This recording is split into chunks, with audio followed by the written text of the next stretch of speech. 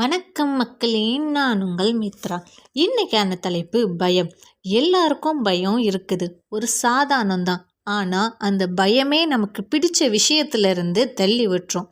அந்த பயத்தை போக்குறதுக்கு தான் நாம் நம்மளோட புதிய வாழ்க்கையை தொடங்க முடியும். உதாரணத்துக்கு என்னை எடுத்துக்கோங்க.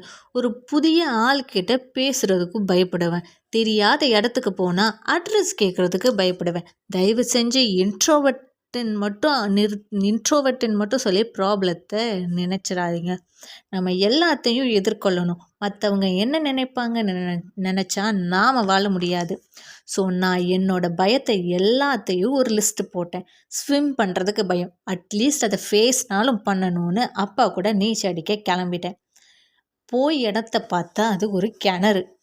எப்போ ஒரு ஹைட்டில் இருந்து குதிச்சேனோ அப்போவே ஸ்விம்மில் இருந்த பயம் எனக்கு போச்சு. ஸோ எல்லாத்தையும் நம்ம ஃபேஸ் பண்ண கற்றுக்கணும். அங்கே தான் நம்ம மிஸ்டேக் பண்ணுறோம்.